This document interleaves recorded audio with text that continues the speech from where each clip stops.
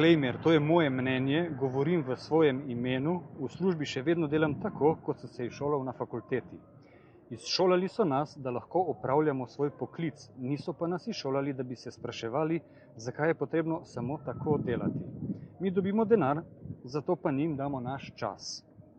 O delovanju sveta se veliko več učimo skozi besedilo in slike v učbenikih, kot pa z opazovanjem okolice. Verjamemo ljudem, ki jih nikoli nismo videli. Gledamo v kvadrat pred nami in ne vidimo življenja okoli nas. Ali nam ekran moti pogled, da ne vidimo, kam gremo? Življenje ni film z že napisanim scenarijem. Scenarij si sami pišemo sproti. Zdaj živimo vsak dan po vnaprej določenem urniku in hrepenimo po vikendu in dopustu, kjer lahko končno uživamo sadove našega dela. A smo res svobodni? Zato ljudje namenijo ogromno časa za načrtovanje dopusta. A so avto, tovarne, računalniki, dopust, merilo inteligence ali prikaz lenobe? Nekateri ne vidijo nevarnosti, ki nam preti, in si ne vzamejo časa, da bi se o tem poučili. Čakajo spremembe, namesto da bi bili sami sprememba, ki jo iščejo. Sledijo navodilom, namesto da bi sledili svoji vesti. V prejšnjem stoletju smo bili v Evropi in po svetu priče množičnim tragičnim kršitvam človekovih pravic, znanost in tehnologija pa nam zdaj ponujajo vse večje skušnjave in možnosti zlorab. Po prvi svetovni vojni ustanovijo Ligo narodov, da se grozote vojne ne bi več ponovile. In glej, čez 20 let druga svetovna vojna, še več ljudi, še več držav, še več mrtvih. Po koncu vojne nadgradijo, upgradeajo to Ligo narodov v Združene narode. A po svetu so še vedno vojne, do zdaj je bilo vrženo že več bomb, več mrtvih in porušeno več hiš kot med drugo svetovno vojno. Združeni narodi, tako so dobri, še dobro, da jih imamo. Združeni narodi imajo tudi hčerinsko podjetje WHO, ki naj bi skrbelo za svetovno zdravje, a vedno več je kronično bolnih. Premnogi imajo zdravila za predjed ali desert. Spreminjajo definicije in zdaj je celo odstranjena kategorija, da si zdrav. Izgleda, da je medicina tako napredovala, da ni več zdravih, da so samo premalo natančno pregledani. Zdravje je sedaj potrebno dokazati. Dobili smo dve kategoriji ljudi, nevarni in tisti, ki še verjamejo, da politika in televizija delajo za njih. Skozi medije nam obljubljajo fantazijo in propaganda nam govori, da je to realnost. Če še kdo misli, da so cepiva rešila človeštvo, se je v bistvu okužil z dezinformacijami. Zdaj smo mi nevarni. Zakaj smo mi nevarni, ne vem. Vem pa, da je po teoriji naloga cepiva, da nas zaščiti. Očitno potem morajo cepiva delati nekaj drugega. Tudi če bi bilo cepivo 100% varno, se ne bi cepil, ker nočem, ker ga ne rabim. Tako kot ne rabim tablet za redčenje krvi, ne rabim tablet za zniževanje holesterola in ne rabim antidepresivov. Kaj je tukaj težko za razumeti? Ker s tem cepivom smo napadeni vsi, ne samo otroci. V cepivih ni nič, kar bi človek potreboval. Ni mineralov, ni vitaminov. Ko cepivom poteče rok uporabe, jih je potrebno strokovno uničiti, če jih prej ne vcepimo v človeka. Počakajmo na konec eksperimenta in analizo. Cel ta korona šov je brez argumentov. Zato res ne vem, zakaj medicinsko osebje tako paničari in mi brez mask smo teroristi. Letošnje šolsko leto je nošenje mask v šoli že sprejeto kot nekaj normalnega. Čeprav bi morala šola imeti ničelno toleranco do nasilja, tudi psihičnega nasilja. Maske med drugim nosijo tudi roparji in teroristi. Lažnivcem in ljudem brez sramu tudi prav pride. Narobe svet. Piše pa se leto 2021. Živimo v težkih, a zanimivih časih. Ker cilj je, da korona šov traja. Le kaj se dogaja v Belorusiji, kjer se ne gredo korona šova, ker je predsednik diktator in ljudje bolj svobodni kot mi? Medicina je razdeljena na okoli 300 specializacij, ali redki se v življenju srečajo z več kot 20 specialisti. Je pa ena posebna oblika medicine, to smo mi, zobarji. Danes nihče ne umre brez obiska pri zobozdravniku, tako da vsi vemo, kakšno je naše delovno okolje. Kri, slina, aerosol, zrak. Jaz sem več kot 6 ur vsak dan 52 cm od najbolj kužnega mesta na tem planetu. Človeška usta in zrak izdihan iz nosno-žrelnega prostora. Absolutne zaščite menda ni. Jaz nisem zbolel, asistentka ni zbolela, pri meni doma nihče ni zbolel, pri njej doma vsi zdravi. Nobenega lokalnega izbruha nisem zasledil. Jaz ne nosim maske, se ne razkožujem, ne bežim stran od ljudi. Ravno nasprotno, tiščimo se skupaj in vedno več nas bo. In čudežno smo preživeli ta strupen virus, ker je izmišljen. In ljudje se tega vedno bolj zavedajo. Izgleda, da bodo nekateri zdravniki med zadnjimi. Dovolj časa je preteklo, da lahko na podlagi lastnih izkušenj predlagam mladim raziskovalcem eksperiment. Moj kontakt boste že našli, saj ste raziskovalci. Mene in še kakšnega naj zaprejo na najbolj težak COVID oddelek za cel dan, brez maske, brez razkožil, brez testov in nas potem premestijo v izolacijo v zaprt turistični kemp in čakajo 14 dni, če kdo pokliče 112 oziroma kakšni se bomo vrnili potem domov. Ne pa, da eksperimentirajo s cepivi na otrocih in nosečnicah. Vedno več ljudi tukaj in po vsem svetu že vidi nesmiselnost ukrepov in strašenja, ki prihaja iz medijev. Iz dneva v dan nas je več, ki se zavedamo, da smo zavedeni v imenu javnega zdravja. Uničena življenja, uničeno otroštvo, uničene službe, uničena prijateljstva in v zameno za vrnitev starega načina življenja priporočajo večkratno cepljenje. Mnogo preveč je bilo hazardiranja. Omejevanje svobode je v naše dobro. Mi jim damo svobodo, oni pa nam cepivo.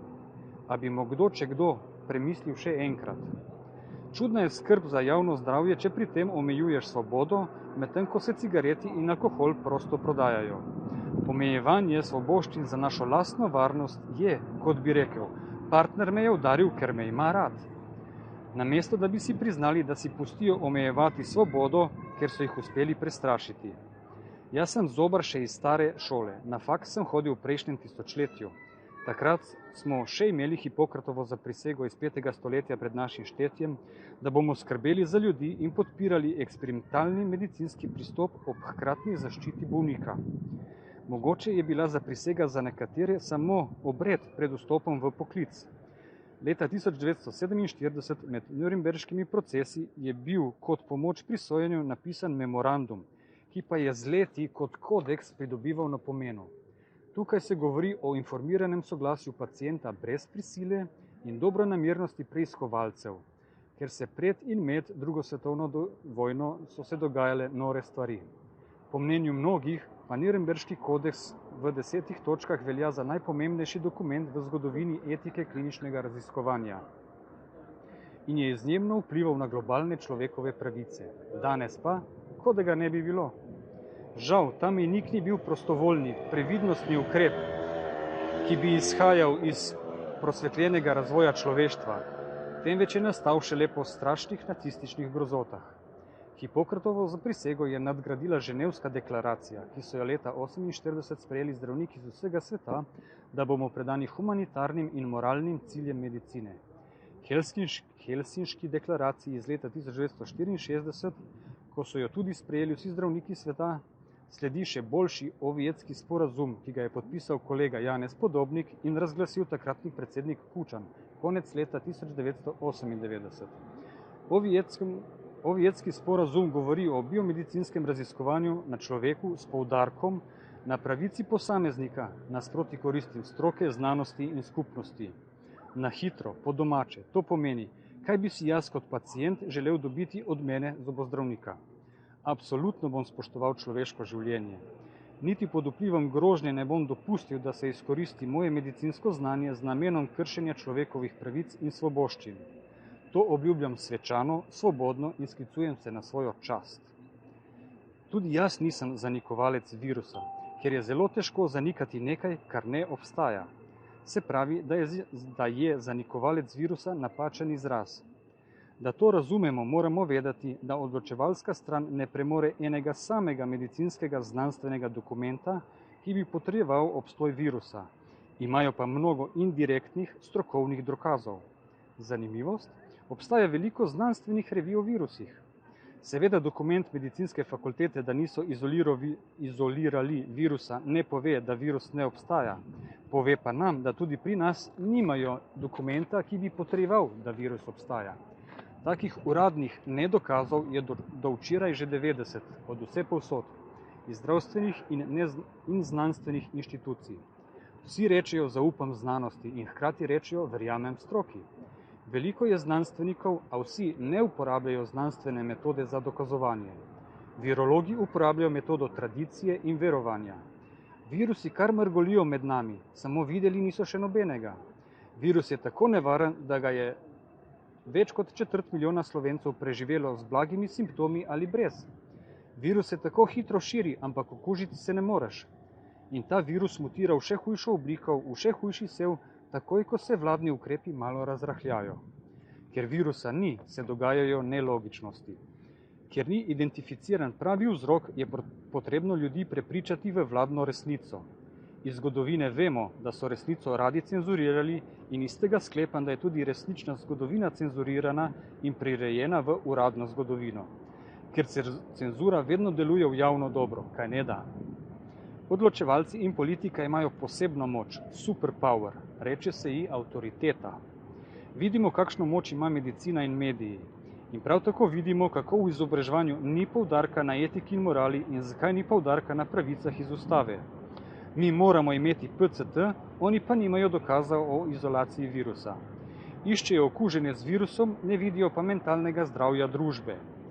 A spoštuješ zdravje bližnjega, če slepo slediš navodilom vlade? Še jaz nisem odgovoren za zdravje mojih pacientov. Ne vem, kdaj grejo spat, koliko se gibljejo, pijejo, kaj jejo, kakšni so njihovi strahovi. Zato ni logično, da bi se jaz odpovedal svojim pravicam. Moja svoboda ni egoistična, če je njih strah. Zakaj virusov ni v nobeni medicinski znanstveni literaturi? No, so samo v naslovu. V besedilu nas zavajajo, v metodah delah jih pa ni. Ker taka biološka enota ne obstaja. Potrebno je poznati namero raziskave, kdo jo financira, kdo je izvajalec, a je kakšna politična agenda v ozadju. To je samo želja mikrobiologov in virologov. Ker nekaj pa ja mora biti vzrok, ker z bakterijami in gre že slabo. Želja, pričakovanja, upanje, hrepenenje, strah, to so psihološki pojmi. Take viruse bi zato morali iskati v psihološki družboslovni literaturi. Strah pred nevidnim, nikoli videnim sovražnikom. Povprečna starost umrlih za virusom je zelo visoka, a se mogoče bojimo, da se bomo kar naenkrat na hitro postarali. Primorani smo brezpogojno verjeti stroki in izključiti zdrav razum, če hočemo biti odgovorni državljani. A se lahko ljudje osvobodijo samo, če so potrjeno preboleli virozo, s cepljenjem ali s testom. PCT lahko pomeni tudi P, protestiram pred C, Cankarjevim domom na T, Trgu Republike. Za mene ta PCT velja. Sploh se ne pogovarjamo o biološki logiki in znanstveni resnici, ampak o psihološki kontroli. Sploh ne gre za cepilce in antivakserje, ampak za hazarderje in nas opazovalce. Sploh ne gre za družbeno odgovorne cepilce in nas egoiste. Vsi bi morali protestirati, ker politika ne dela več za nas, prebivalce, državljane. Saj je samo 14 dni, saj je samo maska, saj je samo distanca, saj je samo palčka v nos, saj je samo en pik v ramo, saj je samo osvežilna doza, saj je samo denar, saj je samo stanovanje ali hiša, saj je samo svoboda. Ljudje bodo razumeli šele, ko jim bo država zasegla denar na banki za vašo varnost, za skupno dobro, za javno zdravje. Seveda gripa kot težava obstaja, a jo ne povzroča virus gripe, kot so nas lažno naučili in doktrinirali. Klinična slika, ki jo prepoznamo kot ošpice, tudi obstaja, a vzrok ni zelo nalezljiv virus ošpic. Enaki organizmi, ki so podvrženi enakim okoliščinam, približno enako odreagirajo. V naravi se dogajajo ciklični pojavi, dan, noč, plima, oseka. Včasih so bili tudi letni časi. Tako se konec hladnega obdobja ciklično pojavlja gripa, glede na naše zimsko obnašanje. A se ptički tudi okužijo s spolno prenosljivim virusom, da se 12. marca na Gregorjevo ženijo. A se listnata drevesa tudi zgodaj jeseni okužijo z virusom plešavosti, da jim potem odpadejo listi. Seveda gripa kot težava obstaja, ampak obstaja tudi želja, da je vzrok za gripo virus gripe H cifra, N cifra. Kaj si želiš in kaj dobiš, sta lahko dve povsem različni stvari. Če nekaj iščeš, še ne pomeni, da boš to tudi našel, da to zares tudi obstaja. In če iščeš nekaj, kar ne obstaja, ne vidiš drugih vzrokov. Mogoče pa jih ne smemo videti, ker bi potem morali zelo spremeniti naša življenja in nekatere kaznovati, sploh, kjer so na dezinformacijah služili, mogoče nas celo načrtno zastrupljali. Znanstvenega dokaza o obstoju virusa ni, zato jaz nisem zanikovalec virusa, oni pa so verniki v viruse. Na podlagi tega verovanja je tudi napisan ZNB. Svetovne elite pa se skrivajo za logotipom korporacij. Mediji so njihovo najmočnejše orožje, ker novinarstvo ne obstaja več. Zavajajo in naredili bojo vse, kar je potrebno za iglo v vsakem ramenu. Mislijo, da jih nič ne bo ustavilo, a tu smo mi. Ljudje bomo dobili svojo državo nazaj, ker je parlament od ljudi za ljudi, ne pa za korporacije, ki skrbijo samo za svoj dobiček. Vse epidemije so se končale čez noč, ko je virus čudežno mutiral v nenevaren in za medije neviden sev. Ta dan bo prišel. Ljudje smo preživeli ne zato, ker bi bili najhitrejši, niti zato, ker bi bili najmočnejši, ampak ker smo vstali, dvignili svoje riti, se povezali, združili in naredili nekaj velikega skupaj.